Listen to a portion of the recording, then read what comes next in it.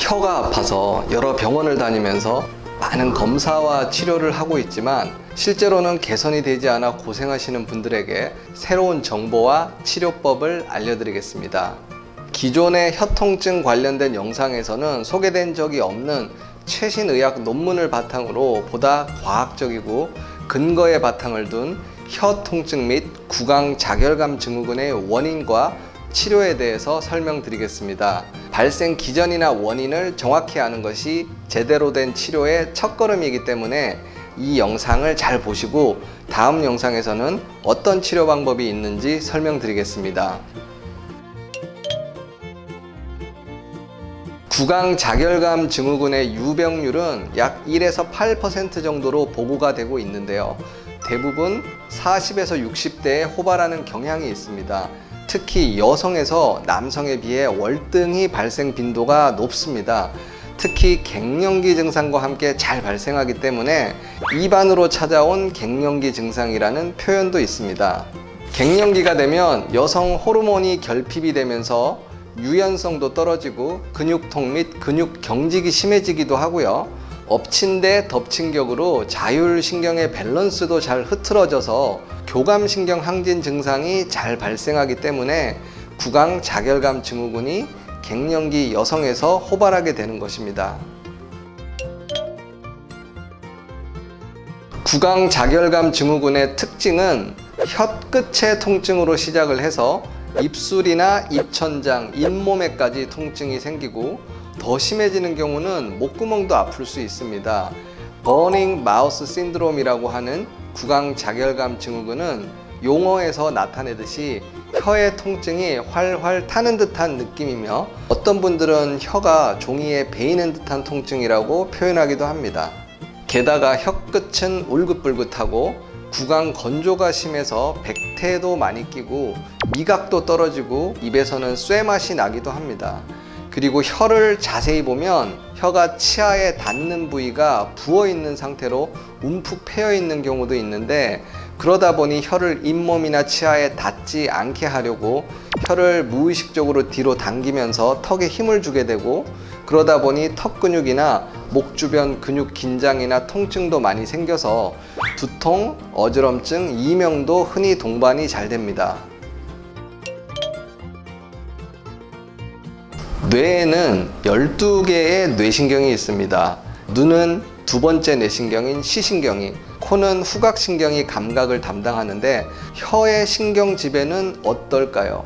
놀랍게도 혀의 감각을 담당하는 신경은 혀의 앞쪽 3분의 2와 뒤쪽 3분의 1이 다릅니다. 더군다나 미각과 일반 감각을 담당하는 신경도 별도로 있습니다. 혀의 앞쪽 3분의 2는 안면신경이 미각을 담당하고 3차 신경이 일반 감각을 담당합니다.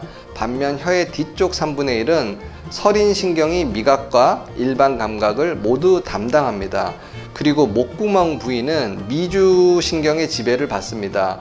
이처럼 혀의 감각은 12개의 뇌신경 중에서 무려 4가지 신경이 관여를 할 정도로 예민한 인체 부위입니다. 오늘 말씀드리는 혀 통증 및 구강 자결감 증후군은 주로 혀의 앞쪽에서 발생하는 경향이 있습니다. 혀의 앞쪽 3분의 2는 3차 신경의 지배를 받고 있는데 3차 신경통이라고 들어보신 적이 있으시죠? 얼굴에서 칼로 베는 듯 하면서 대바늘로 쿡쿡 찌르는 듯한 또는 전기 충격 같은 통증이 3차 신경통의 전형적인 통증 양상인데요. 이런 3차 신경통처럼 극심한 통증이 얼굴이 아닌 혀에 생길 수 있는데 그 이유가 바로 앞서 말씀드린 혀의 신경분포 때문이기도 합니다. 이전 영상에서 교감신경의 항진에 의한 통증 양상에 대해 설명을 드린 적이 있습니다. 일반적으로 디스크나 협착증 또는 인대 손상 등에 의한 통증과 달리 교감신경에 의한 통증은 화끈거리고 타는 듯한 양상의 통증이 특징인데 구강 자결감 증후군의 대표적인 통증이 자결감으로 불에 타는 듯한 화끈거림입니다. 즉 혀에 영향을 주는 교감신경의 문제가 자결감을 유발할 수 있다는 의미입니다. 지금 말씀드린 내용은 혀 통증의 치료에서 핵심이 되는 내용으로 수많은 자율신경 중에서 혀에 영향을 주는 교감신경을 찾을 수가 있다면 혀 통증의 치료법도 찾을 수가 있다는 의미입니다. 그런데 혀에 영향을 주는 자율신경을 찾아서 치료를 하는 병원은 생각보다 드물고요. 이 영상을 보시는 여러분뿐 아니라 대부분의 의사에게도 생소한 내용일 거라 생각합니다. 즉, 혀의 통증이 혀 자체의 문제뿐 아니라 혀의 감각을 담당하는 뇌신경이 예민해져서 발생하는 증상이기는 하지만 왜 뇌신경이 예민해져서 본연의 기능 이외에 통증을 유발하는가라는 의문에 대한 해답은 혀의 감각을 담당하는 뇌신경을 긴장을 시키고 예민하게 하는 경추에 있는 교감신경절에서 찾을 수 있다는 의미입니다.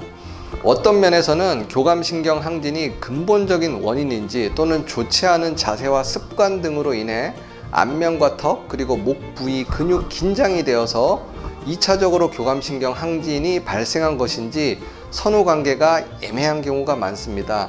마치 닭이 먼저인가 달걀이 먼저인가 라는 질문처럼 명확하지 않을 수도 있지만 중요한 것은 좋지 않은 자세에서 비롯되는 턱과 목의 근육 경직 그리고 교감신경 항진은 모두 다 혀 통증, 구강자결감 증후군의 원인이 될 수 있다는 것이고 어쩔 수 없이 찾아오는 갱년기는 피할 수 없다고 해도 이런 후천적인 부분은 예방이나 대비 또는 대처를 잘 하면 혀 통증 개선에 도움이 될 수 있다는 점도 꼭 유념해 주십시오.